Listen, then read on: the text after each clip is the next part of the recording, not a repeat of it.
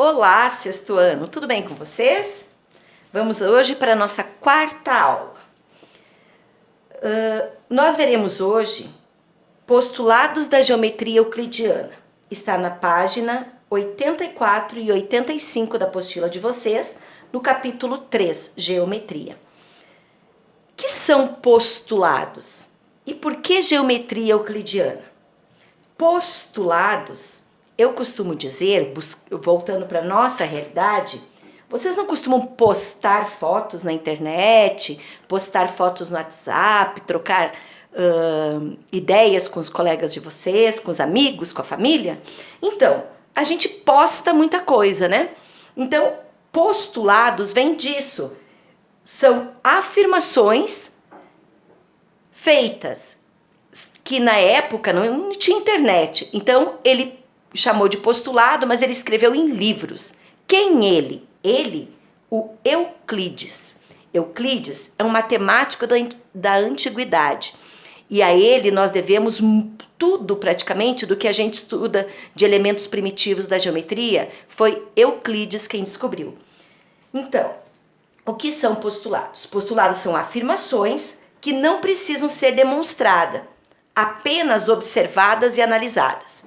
Então eu vou ler os principais postulados que nós precisaremos para poder estar trabalhando com essa parte de geometria que a gente vai ver daqui para frente.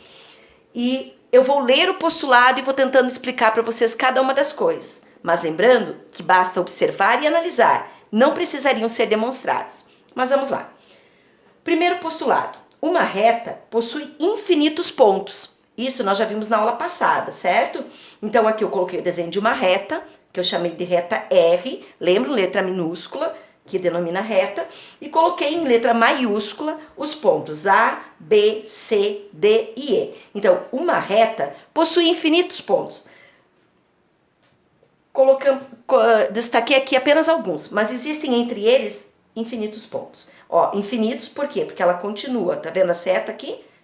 Vem do infinito e vai para o infinito. Esse é o primeiro postulado de Euclides. Por um ponto passam infinitas retas. Esse é o segundo postulado de Euclides. Eu tenho aqui o ponto E. Agora eu vou usar uma régua. A partir de agora nós vamos precisar de régua. E já lembrando a vocês, gente, na próxima aula eu vou precisar de transferidor. Vocês precisam arrumar um transferidor para poder entender a próxima aula, que nós vamos trabalhar com ângulos. Vamos voltar aqui. Então, o segundo postulado. Por um ponto passam infinitas retas. Se eu pegar uma régua, eu consigo traçar uma reta aqui, certo?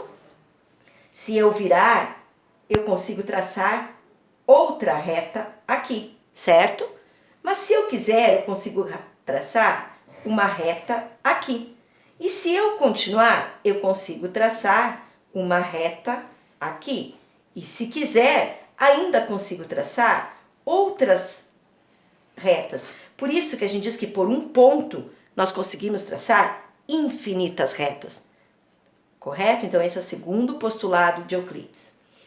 O terceiro postulado. Dois pontos distintos. Lembra o que é distintos? Distintos é diferentes, tá? Então, dois pontos distintos determinam uma única reta que passa por eles. Será? Vamos ver aqui. Eu tenho ponto A e B. Se eu colocar aqui a régua, eu consigo traçar uma reta, certo? Agora, eu consigo traçar com A e B outra reta? Olha, não consigo, passando por A e por B, olha aqui. Então, por um ponto passam infinitas retas. Por dois pontos, apenas uma reta. Coloquei aqui também o ponto C e D. Ó, se eu colocar assim, eu consigo. Se eu virar, já saio do D. Se eu vier para cá, eu não pego o C. Então, passar pelos dois, somente eu consigo passar uma reta, ok? Que nós podemos denominar, se quisermos aqui, reta R, por exemplo, reta S aqui.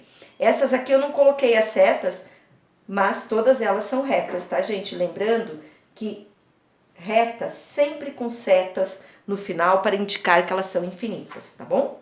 Bom, esses três postulados São os primeiros de Euclides, mas não são só eles. Temos mais alguns que nós precisaremos para as nossas aulas. Vamos para o postulado 4. O postulado 4 diz que 3 pontos não colineares, vocês lembram que na aula passada também eu falei que eram pontos colineares? Pontos colineares são aqueles que estão na mesma linha. Então, o que são não colineares? Que não estão na mesma linha.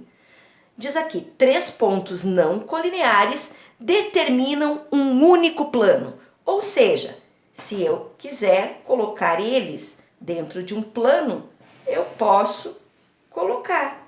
Faço um plano aqui e coloco os 3 dentro do mesmo plano. Exagerei um pouquinho no tamanho, mas 3 pontos não colineares determinam um único plano. Vamos chamar esse plano de alfa, ok? Se uma reta, quinto postulado, se uma reta tem 2 pontos distintos, 2 pontos diferentes, pertencentes ao plano, ou seja, pertencem ao plano, no caso, beta, estão dentro do plano beta. Então, ela está contida nesse plano. Voltando à leitura. Se uma reta tem 2 pontos distintos pertencentes ao plano, então ela está contida nesse plano. Ou seja, eu consigo desenhar essa reta com esses 2 pontos dentro desse plano. Vamos chamar essa reta de M. Ok? Se uma reta tem 2 pontos distintos pertencentes ao plano, então ela também está no plano.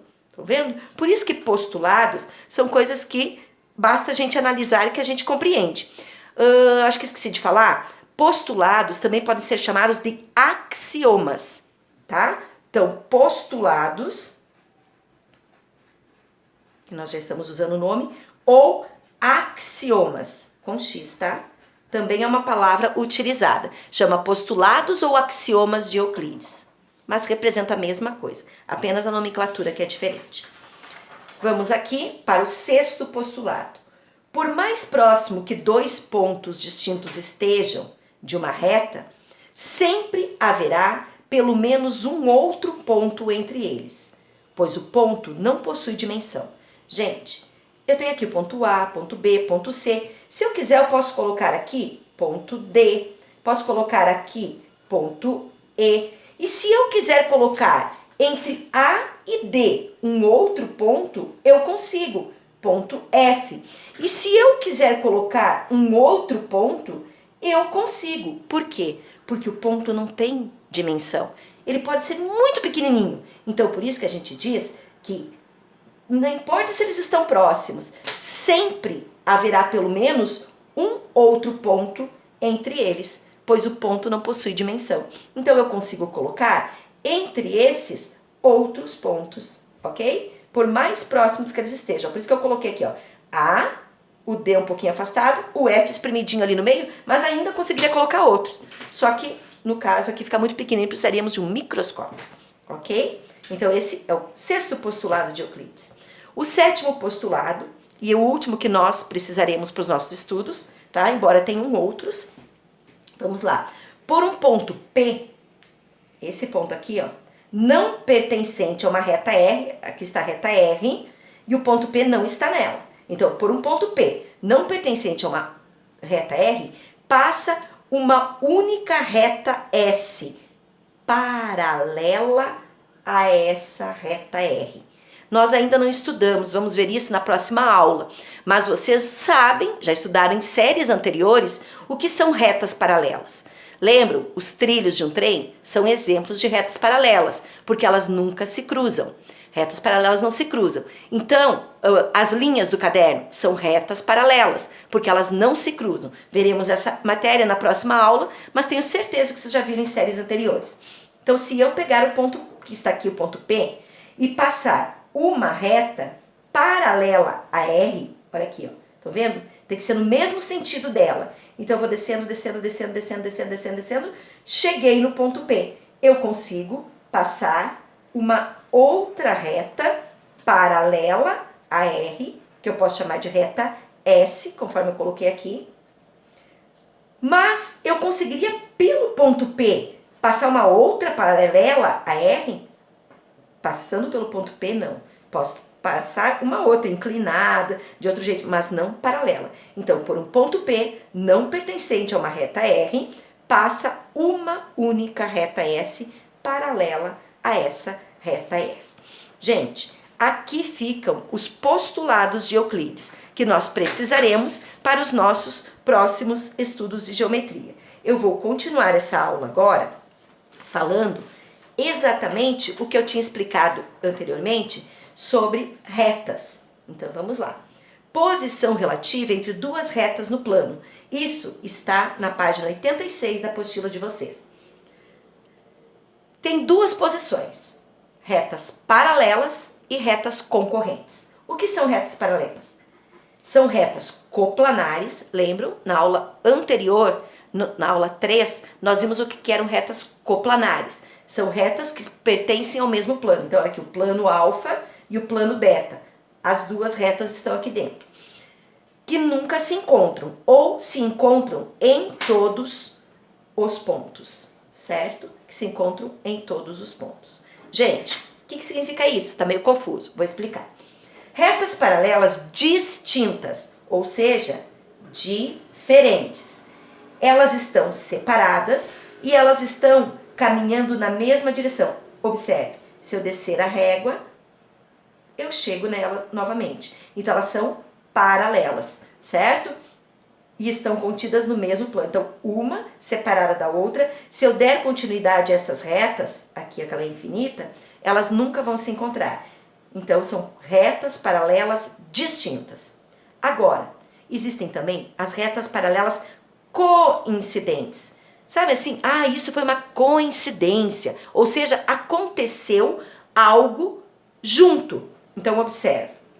Nós temos aqui no plano beta a reta N, que é a reta vermelha, e a reta M, que é a reta azul. Uma está sobre a outra. Ou seja, todos os pontos de uma são também pontos da outra. E por que elas são chamadas de paralelas? Porque elas estão indo no mesmo sentido. Por isso que aqui diz retas paralelas que nunca se encontram, no caso aqui a primeira, ou se encontram em todos os pontos. Não pode ser em poucos, tem que ser em todos. Então, nós dizemos que a reta M é igual à reta N, que é a vermelha. Ok? Então, retas paralelas distintas nunca se encontram e retas paralelas coincidentes, todos os pontos se encontram. Aqui nós lemos reta R é paralela à reta T. E a simbologia de paralela é esses dois tracinhos aqui. Então, R paralelo a T. Já aqui, que elas são coincidentes, nós lemos reta M é igual à reta N, porque todos os pontos de uma são também pontos da outra, ok? Vamos agora para outro tipo de posicionamento de retas num plano. São as chamadas retas concorrentes. O que é concorrente? Concorrente é que uma corre para um lado e outra corre para o outro, mas num determinado momento elas se encontram. Observe, são retas coplanares, porque estão no mesmo plano, que se encontram em um único ponto. Verifique aqui, reta R, essa azul, e reta T, essa roxa aqui. Aqui no meio nós temos o encontro delas. Elas são então retas concorrentes, elas se encontram em um único ponto e se cruzam, certo? Observe, temos retas oblíquas e temos retas perpendiculares, ambas concorrentes. Então, qual é a diferença entre uma e outra? As retas oblíquas, elas formam como se fosse um X, tá? Como se fosse um X. Formando aqui, ó, ângulos agudos, tá? Ângulos agudos que nós aprenderemos na nossa próxima aula.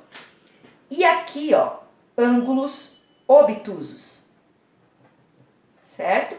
Ele se repete aqui, obtuso. E aqui, uma espelha na outra, agudo.